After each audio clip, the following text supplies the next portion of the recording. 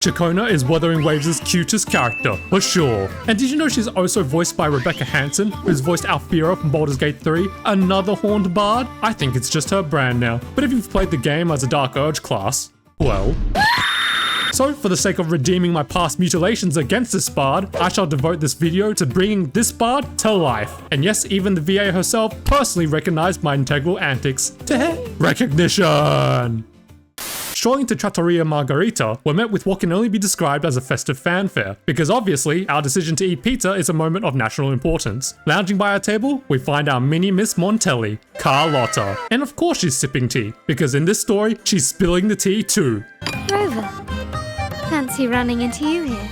She's obviously quite happy to see our handsome laureate, and you know what? I'm glad as hell to see her too, in the flesh. It's been 3 patches. It's different when you can actually smell her. I also just noticed, but that makes 3 characters Jennifer English has played with white hair. Or will have white hair. Is that a casting choice, or does she have a brand now? Anyway, Carlotta's here to sample some new items on the Margarita menu, but Miss Margarita's like, no, I've had enough of the short memes, eat big to get big, baby, and she'll get bigger alright, laterally. Christophoro! Meanwhile, the locals are whispering about how some acolytes of the order found a poem and a music sheet signed off by the Golden Anthem. A lustrous title, or now not so lustrous group. Hearing their names causes subtle glances to fly. Christophoro! Oh, you sneaky little. Apparently, this poem was the Golden Anthem's final piece, written during their cruise on the Pilgrim Sail, aka the Titanic, but for heretics, because everyone there offended the Order's doctrine and they're all on their way to die. Carlotta, ever the dramatic, warns us not to utter their name, as if we're summoning Voldemort. I'm sorry, what?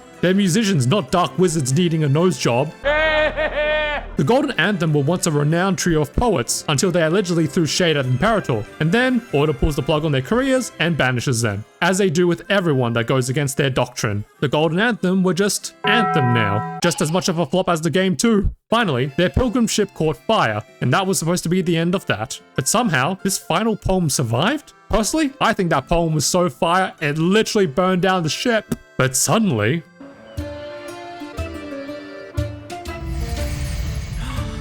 Hear that? It's exactly what they're playing now. I'ma cuddle waddle them cheeks. Come here.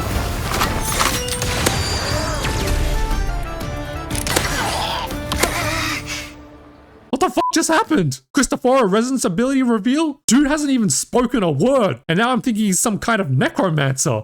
Well, it would appear they were possessed by daemons, just as this very article suggests. Look at this man. He knows he did that. But he's got that nonchalant coldness of possession. Another Monday to me. But I'll admit, it really has been a long time since we've seen him, and I appreciate any more Frax's crumbs we can get. But mate, I'm on to you, you chicken man. So Christophoro, in his usual totally normal manner, casually drops that the poet's dying resentment toward the Order was poured into their last craft, conjuring daemons. Imagine emotional damage so intense, it summons hell spawns. And these things will possess, terrorize, and burn down all of Raguna, according to some article featured in Raguna's literary journal. So honestly, it's all conjecture. Haha, got him. Such dark and twisted characters are hard to resist. Obviously, if evil, why hot? You looking like a snack to some people, not gonna lie. Still, he suspects that someone unintentionally played this tune, leading to the plushie's possession which triggered their Five Nights at Freddy's meltdown. But here's the question, if these vengeful ghost poets hate the Order, then why did the demon plushies target us? Hello? The Order's divinity is gone because of us. We are the greatest Order hater to date! To help us get started on that mystery, Christophoro just happens to have a copy of this cursed manuscript, which he gifts us, because of course he does. Fraxidus privileges. But I'm pretty sure dude's trying to lead us onto something.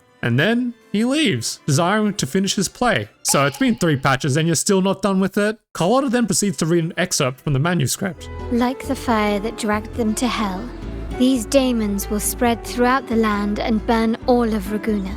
Well, regardless if it's prophecy or poppycock, the musical item is dangerous, and it's out for our lives, so we gotta investigate. Time to reconnect with our favorite cheeky horned bard, Ciaccona! And as we know, she's good with music, and I quote, is an expert in deciphering music too. So I'm expecting to see her on an episode of Genius one day. But before we can even bask in her whimsical greatness, Carlotta, out of nowhere, pulls in a Hoyo reference, comparing her to Topaz. Yes, their thick thighs save lives, but that's about it in terms of similarities. In her world, poetry and music hold equal sway. Oh my gosh, I really miss just... Oh, I love this vibe. Oh, look, she's so pretty, dog. And that's such a nice visual. Bro, you could put this in like any fantasy top table game and that's perfect OST. The lighting! Oh, they really improved since we first saw that. Oh, that little skip. The eye smile? Come on, Ciaccona really is the cutest character in Wuthering Waves, and she's also Carlotta's childhood friend. A relationship that often falls through, but today stands true. Gotta love me some resonator on resonator conversations. The two friends reconnect briefly through anecdotes. Carlotta complimenting Ciaccona's musical gifts since children, which she bashfully reacts to, their hair, and Ciaccona recounting how Carlotta's personal guards back then were little JoJo characters. Also, Septimont reference mentioned. Write that down. We also learned that Ciaccona's family used to conduct the Order's choir, which sounds like a significant role, and yet she's a wandering bard now? The mystery of her family will unravel soon enough. Well, as they say, families are always rising and falling. Like my dick. Anyway, the two of you came in such a hurry. I suppose you're not here to take in the music? Rather than taking, we're gonna be giving you music. We need your help with music. As we play back recent events to Ciaccona, she first chides the civilian we overheard as some dude rambling in C3 sharp. Yes, she's got that perfect pitch, and I bet you she knows what I sound like, C4 flat. She's even good with accents too. Ciaccona is so charming, oh my gosh. Sing with civility. It starts with us. My singing isn't civil, because it sounds like this.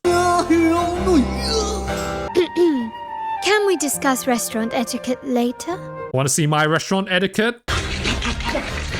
Now for Ciaccona to help us, she needs to know what music is capable of these demonic happenings. If I came into this, no context, I'd say it could be heavy metal, because you've seen what that music can do to people. But no need to guess, we'll just hand her the music itself. The song, being from the Golden Anthem, does shake some nerves in Ciaccona though, since investigating into a criminal group will probably incriminate them to the Order. But Carlotta's more than happy to blast a few more rounds into the churchgoers again. Really happy, apparently. If she had free reigns, that's another Kingsman shootout scene in the making. Cinema. Considering all the info presented, Ciaccona dismisses the power of the poem, believing its story to be a right load of codswallop. Oh, English humor. But the mystery of the daemons still needs to be solved. So, Ciaccona officially joins our party, sparkles and all. God, there's so much to love about her. We got Shadowheart and Althea in our group. This companion quest really be a Baldur's Gate 3 cameo. Now, to whether the manuscript story is correct or codswallop, why not test it out ourselves? Seeing is believing. For a piece that's meant to conjure hellspawns, why does it go so hard? Hey yo! I just want to vibe out.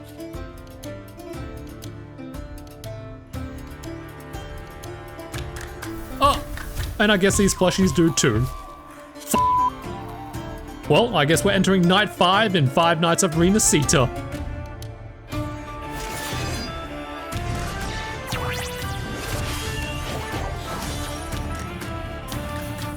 Also, Rover, come on, that's Visalia property. You comfortable flashing that thing off to Carlotta? You want to know what Ciaccona feels like in battle? She doesn't feel like a traditional bard, that's for sure. She's slashing up people with her mic stick. What bard does that? Was she a warrior that multi-classed into a bard? If Naruto happened to be an idol anime, Ciaccona would be the main character. Now that we've confirmed the manuscript can summon these daemons, Ciaccona's forte, which recreates memories from sound, reveals what the possessions actually are. Their last work is nothing but a curse upon us all. Is it saying Raguna will burn to the ground? Just by reading this, I can almost see their terrifying faces in the fire. It's fear. Fear from those who read the poet's last work, nothing from the poets themselves. I guess Christophoro is a Batman villain now, and yes, I'm still convinced he's behind all of this. These daemons are more like horrors created from people's words and imaginations, but all of this is still within the realm of speculation. Ciaccona needs a larger sample size to refine the melody and thus draw a clearer conclusion. A sample size similar to Carlotta's quote-unquote sample is what's needed. Let's find out what the true story really is.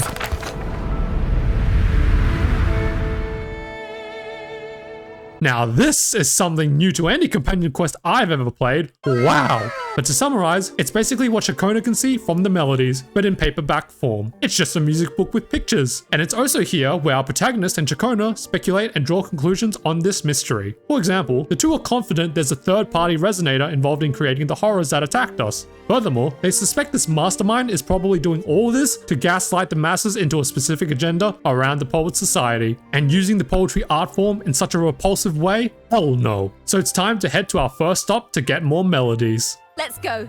Onward to new melodies. I really admire the wind. It's free to go anywhere without restraint.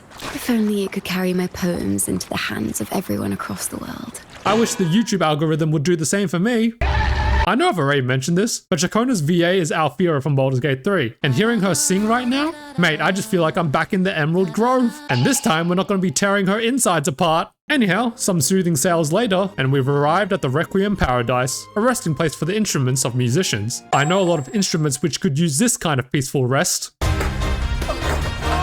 An instrument is indeed an extension of the musician, so it makes sense for there to even be a burial place for them, and the Golden Anthem have probably buried their own instruments here too. Thus, we're gonna find our next melodies here. So in some sense, yes, we're grave robbing. Oops. What's wrong? You seem troubled. Who wouldn't be when you're walking with someone as cute as yourself? Is that what's been on your mind this whole time? Not entirely. Still, after our little walk, and we've come by no melodic leads, we've run into a bit of a bottleneck, as she calls it. Apparently, this is a bard's term, but my corporate ass is already thinking about how we can deliver a new proposal to uplift Trattoria Margherita revenue by optimizing current state processes and eliminating bottlenecks via weekly workshops of Whoa! I nearly dived too deep there. Corporate PTSD is real. Anyway, to help us get over this wall, Ciaccona looks back on a cute little memory where she tried to Newton her way through her own creative block. And she was real cutesy throughout the story. Look at this sunshine. I say Newton because the girl purposely wanted an apple to hit her, hoping it'd knock the inspiration into her. But the thing is, Newton wasn't inspired from the hit. It was the concept of the apple falling which got our boy thinking. But alas, the apple never fell for her, even though I fell for her. Huh. But why wait for them to fall when you can spawn them? Try it. The apple or you? It's a real apple. Good thing it wasn't a sea apple, if you recall from Cantarella's quest, because eat those things and you'll... Whilst her attempts for inspiration failed, in leaving, she encountered a flower atop a cliff, which gave her the inspiration she was yearning for. So, moral of the bottleneck dilemma, sometimes the inspiration will find you, in your trails to find it. And as our walk in the glistening moonlight continues, the luster of our beautiful bard reveals itself. This is why she's named Topaz. She is indeed such a beauty. Like a Disney princess, like the goddamn sun, always brightening your day. But Ciaccona would rather reach the sun than be the sun, even if it means falling in the end. Yeah, we'll touch on that again, I'm sure. Back to instrument grave robbing. A flute, but it sounds sharp and harsh. If this were a performance... Eventually, we do find a potential lead in this lute, which of course it had to be the lute. You don't get bards without lutes. Its melodies are faint, but Ciaccona's confident she can get something from it, and so are the echoes. The lute has risen after seeing Ciaccona. I can relate. But now we have our new lead, a lute of one of the Golden Anthem members. Ciaccona's analysis into the instrument reveals that the instrument spoke softly, like a traveler sharing a story over tea in the warmth of an afternoon. So here's me wondering, how did we go from this to demon magic? The true purpose of music is to express what words cannot. Alright, then explain what this is expressing. Rover, if there's something you want to say but can't put into words, if you sing it, maybe I'll understand. You want me to sing all the ways I'd f your and cut all over your Ultimately, Ciaccona's love for music is pure, devoted, and genuine. And one day, she'll show us that love personally, through performance. Every time a girl does that little lean in with her arms behind her back, I'm weak. Right, back to the story. Let's dive into the lute's melody. I hope this melody holds a tale worth telling.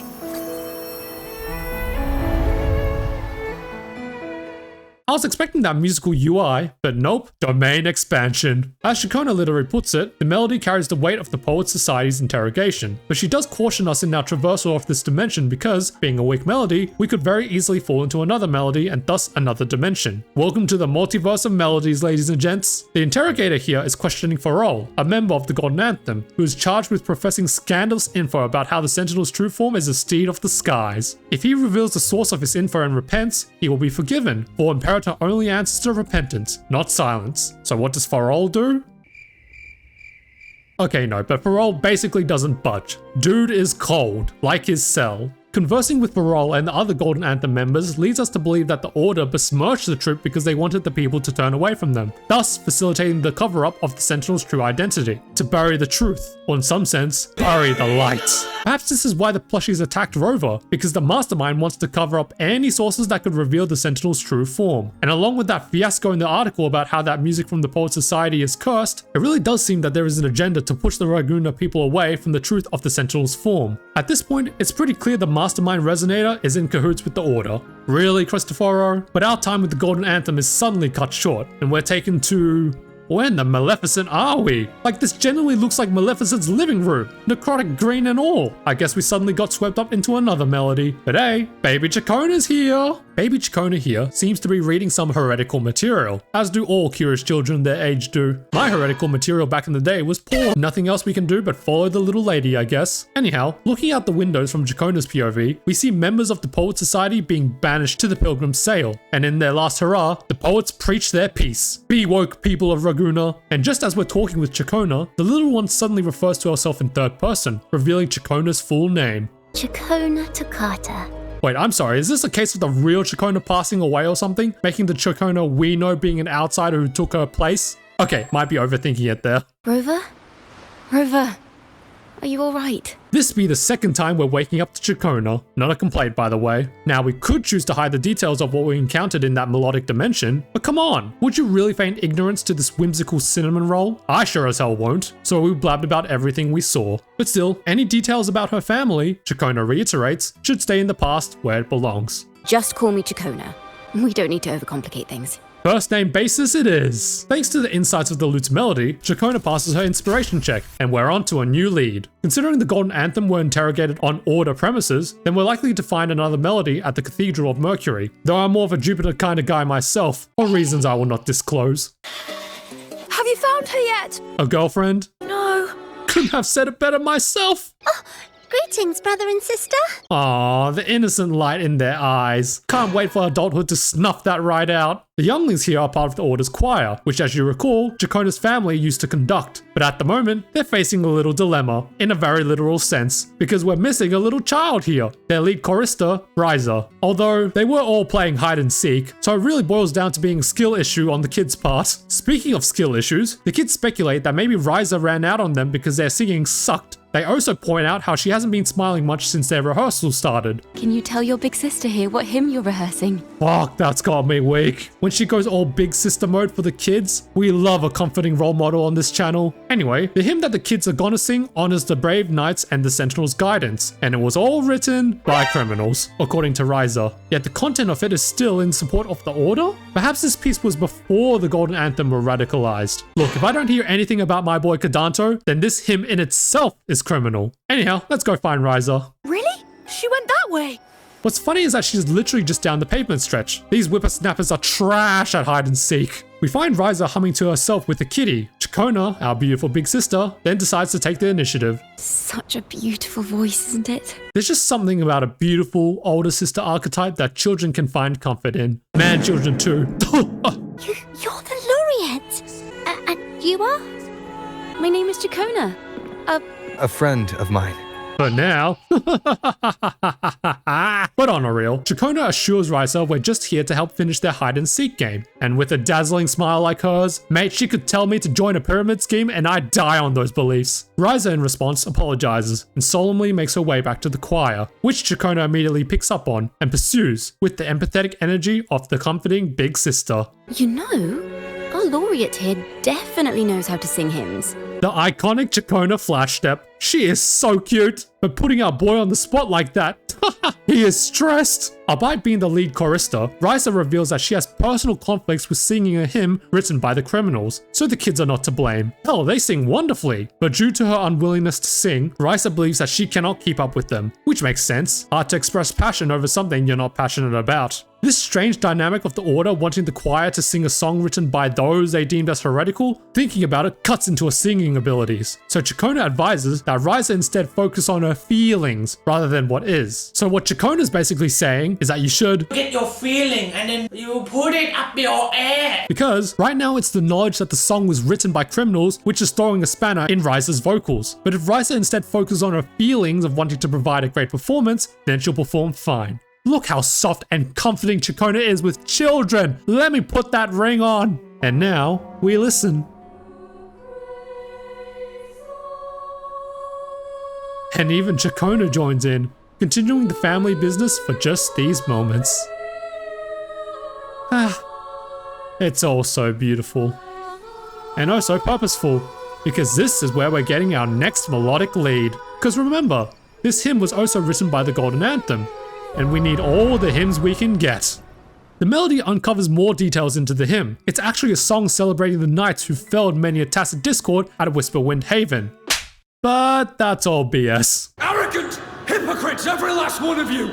This entire section was a literal crash out on Dude's part. But come on man, there's kids here. But I bet Dude was like, fuck them ugly ass kids too. Also, big ups to the voice actor, cause that ferocity. Anyhow, turns out these knights were allegedly just common folk who were sent to the Whisperwind Haven to fight the Order's battle. And no one from the Order came, not even the Sentinel. So the song's just literally taking all the credit for something they didn't do. Hell yeah, the crash out was valid. You should crash out on group members that do nothing and reap all the rewards. And it's in this spectacle which inspired the Golden Anthem to seek out more on this truth. Yes, inspiration is a very common theme here. It's a bard's companion quest after all. But, as with every escapade into the melodic dimension, we fall out to see baby Ciaccona again. Here, we not only learn of her integrity to be a proper bard, since she wants to ensure her pieces reflect history accurately, but we also learn that her family study is a secret she must keep. But at this point, it's pretty obvious to connect the dots. Ciaccona's been reading some pretty heretical stuff that her family seems to keep in this study. Records of the truth. And that's probably why her family fell. Oh, what splendid singing!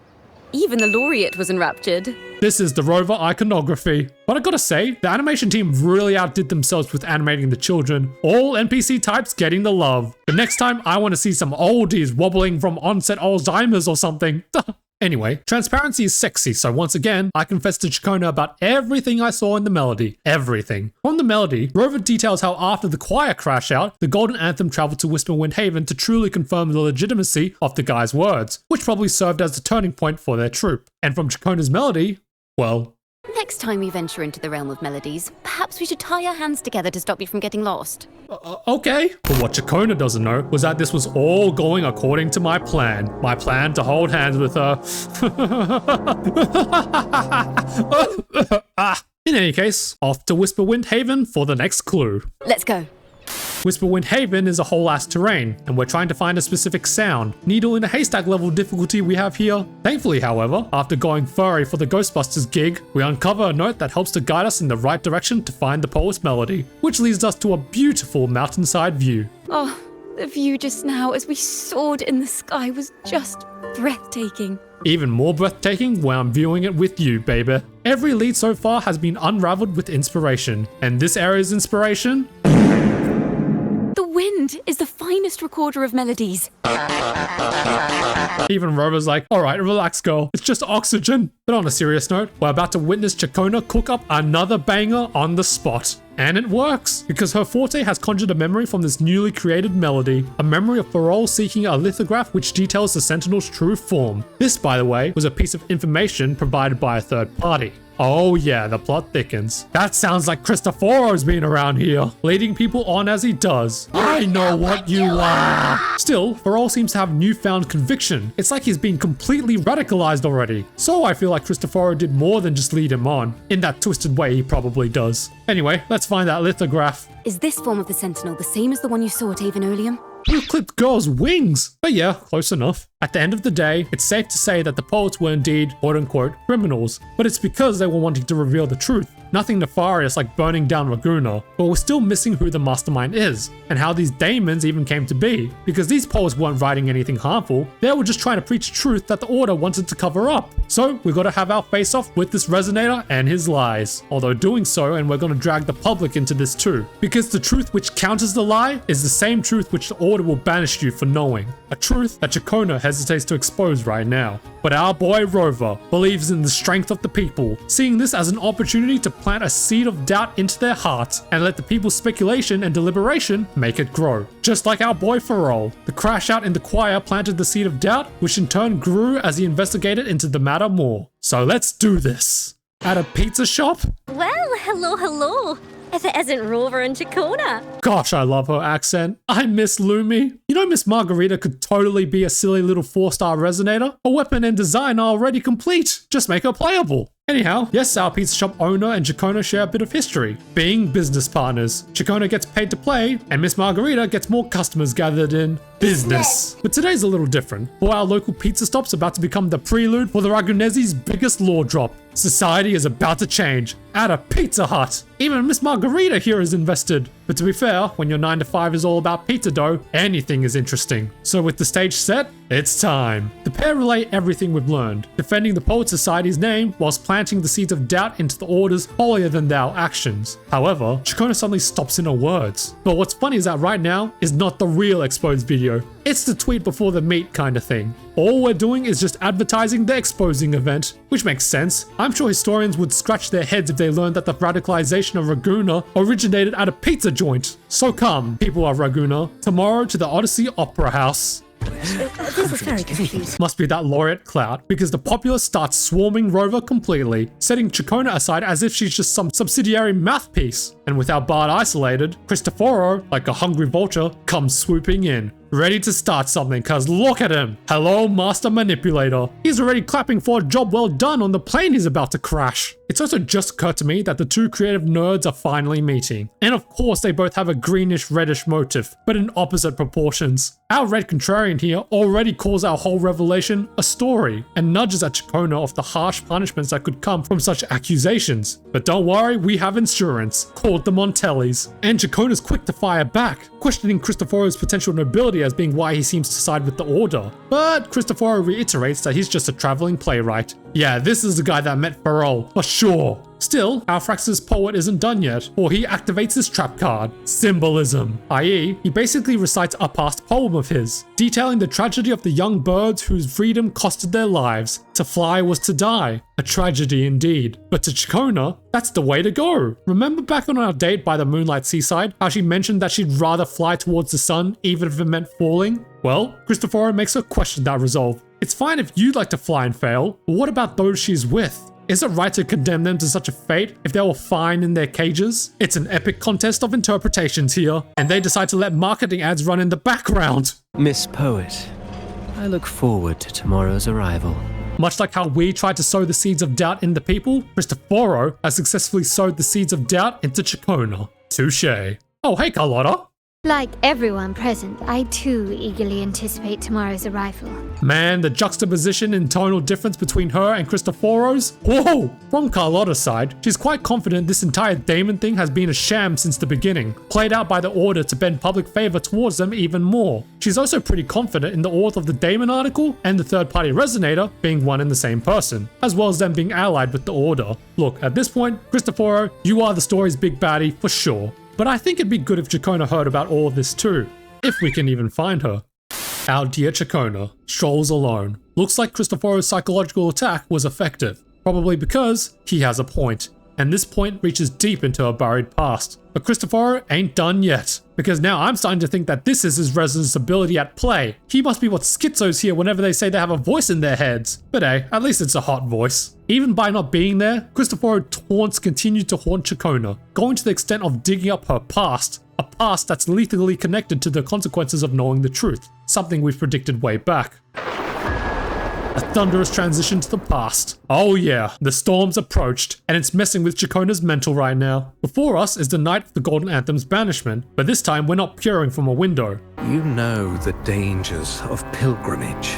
Damn, that acolyte doesn't give a fuck about hiding the pilgrimage's truth, because he knows these people knows the truth, so why bother? It's all a foreboding scene that Christophoro uses against Ciaccona to force her to witness the consequences of her truth-seeking. Psych! Ciaccona's already seen this memory. Christophoro only knows the dread, but not the truth. Because sure, the Golden Anthem was being shipped out, but do you think they were being banished with their heads hung low? Nah, they preached the truth, and it will reverberate across generations. And look at this dude, he's loving the resistance. The Golden Anthem's truth even reached Ciaccona, like legit, because we're seeing a past memory of her own banishment. Crazy how dude refers to her so casually by her full name, by the way. Why are there always those who believe the Sentinel is some tammed horse? Bruh, the imagery. That's a 2.2 reference, by the way. Still, this just shows that the Order's Sentinel is some crafted up seahorse carrying their corrupt agendas. Still, during Ciaccona Toccata's freedom fighting days, Girl was actually strolling the streets, preaching that good word, rather than leaving the truths in paperback form. Oh, I swear if that dude was gonna hit her, I'ma do to you what Dirge did to Alfira. In two ways, Christophoro's domain expansion isn't doing shit, because Ciaccona's not only seen it all, but she's been through it all too, and her family. Also, why was Christophoro serving so much here? What a whore! But alas, Christophoro has one more ace up his sleeve, our lover boy Rover, and friends. Does Ciaccona want to damn those she loves to suffer the same fate as hers? Because they both know that the Order will hunt them endlessly if they commit to such activities. Although I'm laughing back here because bruh, your god is dead because of Rover. Speaking bad about him's just kicking a dead horse. Literally, because your sea pony's dead. I also find it funny how there's something we know, but the Fraxis doesn't. The whereabouts of the Blessed Maiden. You know a good way to curveball them? Technically, there were 2 Blessed Maidens at one point. Thus ends Ciaccona's nightmare sequence, leaving her sheet music for Rover to find. Did you know Rover actually saw that entire sequence too, thanks to the book? Now, if you recall, we did give Ciaccona the Golden Anthem's final piece, so from its melody, we are led to... oh, an interrogation. Scary, but it's actually symbolic. Albeit, scarily symbolic, because we're here to get some final answers, which is what you do when you interrogate someone. After all, whilst we did see Ciaccona in that sequence, we also saw the Golden Anthem too, which Rover concludes is because Ciaccona performed the Golden Anthem's melody, thus resulting in her own frequencies being thrown into the mix of theirs, and therefore leading to the 2 memories being connected. But the 2 cantors of the Sentinel, the Poet Society, and the Toccatas, what is their connection? Both were banished for the same crime after all, and baby Ciaccona spills the tea. The Golden Anthem and the Toccatas worked together to bring down the Order's fast, and as I correctly predicted, that secret study of Ciaccona's was indeed a heretical library of artifacts that could have destroyed the Order. Wait a second, she knows Brant? Actually, wait, that makes sense, because Brant is the guy that saves people from the Pilgrim Sail. Anyway, it's revealed that if you're on the sail, it's expected you die, because there's not enough food for the whole trip, or the cold will kill you. Or, if you survive all of that, then you get to be dragon fodder. And for the Golden Anthem sail, they got less than the bare basics. So how do you think they survived the cold? Fire. And that's why their pilgrim sail burnt down. It wasn't because their final piece was so fire, but they were literally gonna freeze to death if they didn't. So the trio literally went out in a blaze of glory. Magnifique. But they also did this just to leave a real legacy behind, since all their previous works felt very fake now after realizing the truth. But at the end of the day, every single truth that could break the Order is still open to speculation, as they had nothing to prove its legitimacy. That is until we came, and saw the truth with our own eyes in the inverted tower. That's why back then, it was sort of hard to outright reveal the truth to the masses, just a simple lack of concrete evidence. Until now. If we step onto that stage tomorrow, the Order will not stand idly by. He might even come after you and Carlotta. No, it's very sweet she cares so much, but she forgets who the Rover is and what he can do. And he can expose the Order, together with Ciaccona. Though I forget that this entire time, we've been talking to ourselves. Time for the person who really needs to hear all of this to be told. Oh, okay, we're about to get cinema here, again. So, Miss Poet, have you made your decision? Okay, this will be just a piece of Ciaccona reflecting on the past and what she's about to do. What they used to write. Or rather, I should say, what she's afraid to do. Do not place flowers on my tomb. Yep, we're just replaying everything, but in this solemn anthem that is Ciaccona's piece.